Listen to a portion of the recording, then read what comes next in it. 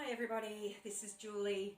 I'm just going to do this quick video on my grounding exercise. I normally do this standing, but I thought maybe I should do one seated. So for the people who are uncomfortable standing for too long, and I say to you, you could do this seated and you can't quite translate it while you're watching it standing, I invited a seat. So I hope that's okay with everybody. So let's just start with hands resting gently. I want you to draw your belly button into your spine and feel your ribs lifting off your hips if you can. I can't help but grab that bit. And just give yourselves just a couple of little rocks forwards and backwards. If you feel more comfortable, you can hold on to your chair. Now, as you're on this chair, I want you to think also about how your feet are placed. So you should have sit bones, which is the middle bit, not the outside bit, in line with knees, in line with heels. And if you're sitting side on, you wouldn't see anything less than a 90 degree. So you want about a 90 degree. And be on a seat that's not going to let you slump too much. So now I want you to just go around in circles for me. Just draw yourself some circles. If you prefer, let your hands hang down. If you put your hands on your thighs, be gentle. Or you can put busy hand resting in non-busy hand, which means if you're right-handed, right over left, or if you're left-handed, left over right. Let's circle in the other direction.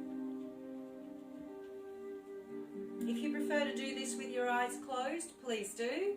If your eyes are closed, I'm not doing anything spectacular. I probably look better anyway when your eyes are closed. If your eyes are closed, we're just rocking forwards and backwards a little bit.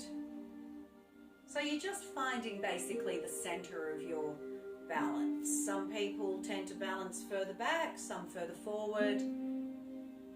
Let's just find our balance until you feel that you've got yourself nicely centered.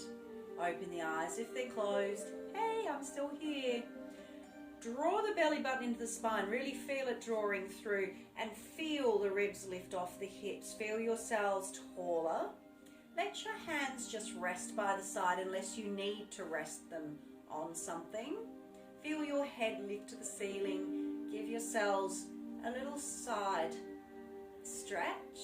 You want to feel as if your ear is going to your shoulder, so you're not looking down at the floor, you're looking straight ahead. If you want to, you can encourage your head, but that's only an option. If you do that, you're not dragging your head down, it's just a little extra weight from the hand. Roll your chin to center, bring yourselves back up. Find height in your head and a tilt, ear towards shoulder. Again, if you want to, you can put your hand on your head. I always do that to fix my hair, only because it gets in the way. If you don't want to, leave the hand down. Again, ear towards shoulder. Roll the chin.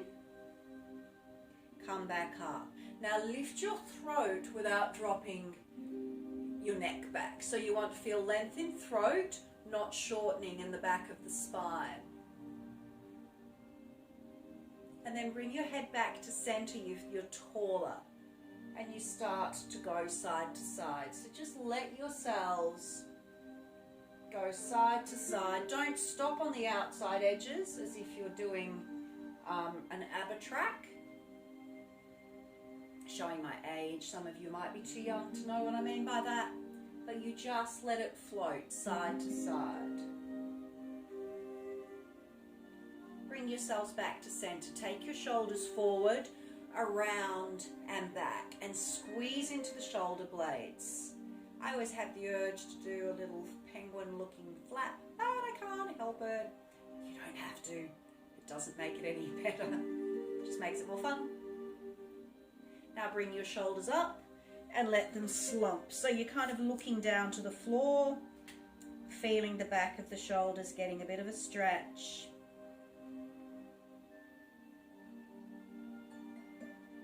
Bring yourselves up and give yourselves a couple of nice big shoulder rolls.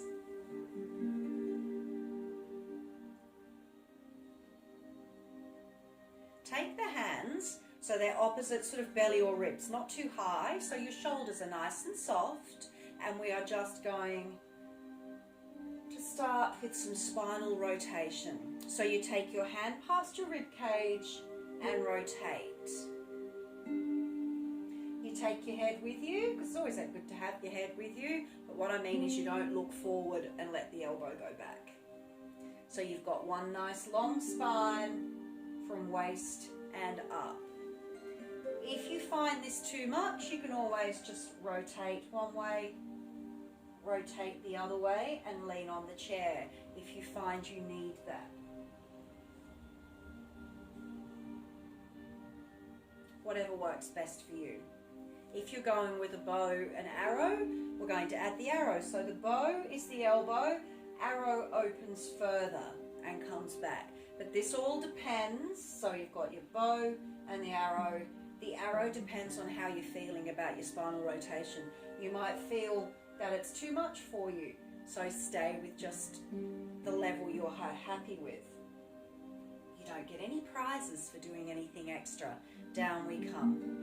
Now take your hand on one shoulder and you're going to start by lifting your palm, taking it down. Then we go to the side, you lift your thumb and down.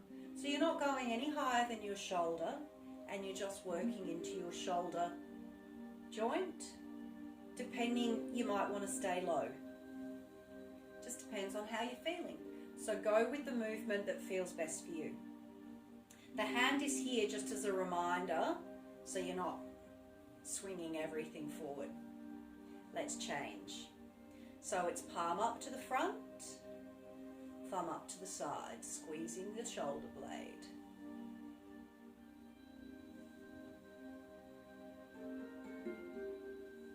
Nice and easy.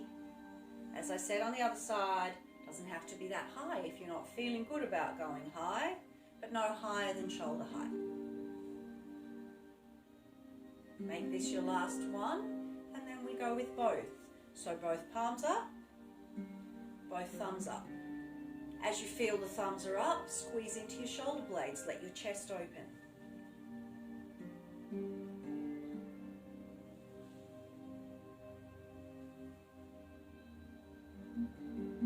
Have to go with me with the speed, but it's best not to go too fast if you can help it, just so you're getting that nice movement. Make this your last one. Take the hands down by the side, lift the rib cage up, see, even I was slumping, and let it just hang to the side.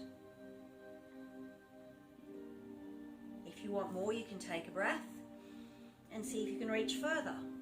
But again, that doesn't feel good, don't go with it. To come out of that, you're just going to roll yourselves around to rest on your thighs, then come up. So lift and drop. If you want it, take a breath and exhale. I prefer you to keep taking breaths anyway, just because it's healthy for you. It's kind of addictive. You take one breath, you want another. Again, to come out of it, hands on thighs, rolling and back. Now let's take a little roll down. So tuck the chin and just let yourselves roll down as far as you want to with your head towards knees.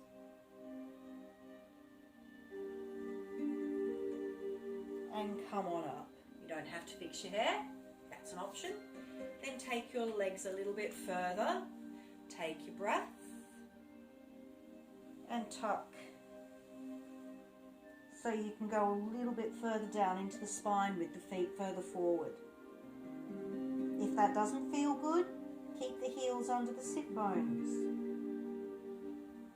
Come on up. If you want to, you can go with heels, take a breath, tuck and go further. So that goes more into the lower back, but again, if it doesn't feel nice, don't do it. And you can walk your hands back up if you want to. Bring your heels back under your knees, take a breath. Exhale at the top. Inhale. And as you exhale, let the hands float.